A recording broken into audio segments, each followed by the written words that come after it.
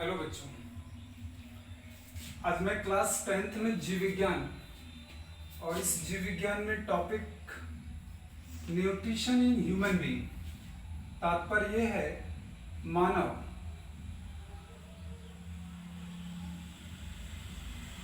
में पोषण। बच्चों थोड़ा बैक में जाओ।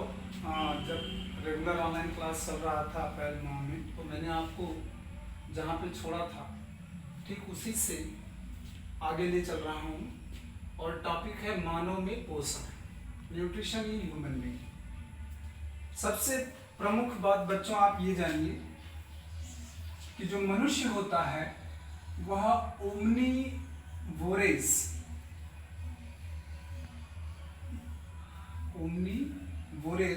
इट मीन्स सर्वाहारी होता है।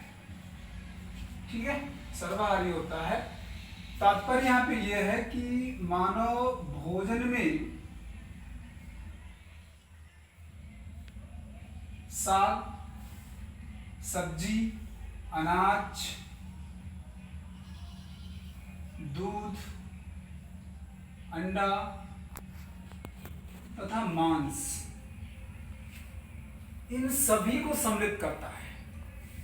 किसी इंडिविजुअली एक चीज पे वो फोकस नहीं करता। ठीक है, तो जो प्राणी भोज्य पदार्थ में शाकाहारी तत्वों को सम्मिलित करते हैं, मांसाहारी तत्वों को सम्मिलित करते हैं, तो वे प्राणी सर्वाहारी होते हैं। ठीक है, यानी मानव में जो पोषण होता है वह सर्वाहारी प्रवृत्ति का होता है। ठीक है, अब हम आपको बताते हैं 2-3 फैक्ट, आप ये नोट करना। देखिए, जो प्राणी या जो जंतु शाकाहारी प्रवृत्ति के होते हैं, कहने का मतलब हर्बीवोरेज होते हैं। क्या होते हैं? हर्बीवोरेज होते हैं, यानी शाकाहारी प्रवृत्ति के होते हैं। उनका जो आहार नाल होता है, उनका जो आहार नाल होता है वह लंबा होता है। समझ रहे हो ना? वह लंबा होता है। लेकिन ऐसे जंतु जो मांसाहारी,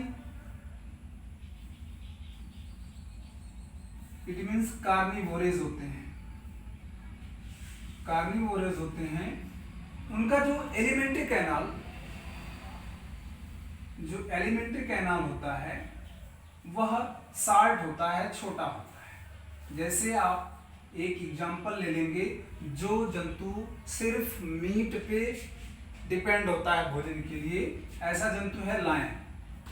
ठीक है, अगर लायन के आहार नाल को आप देखें, तात्पर्य इट मीन्स बुक की सहायता से देखें, किसी भी ऑडियो विजुअल की सहायता से देखें, तो जो इसकी आहार नाल होगी, अगर उसकी जो है आप तुलना शाकाहारी जंतु से करेंगे तो आहार नाल इसकी छोटी मिलेगी और शाकाहारी जंतु की बड़ी मिलेगी।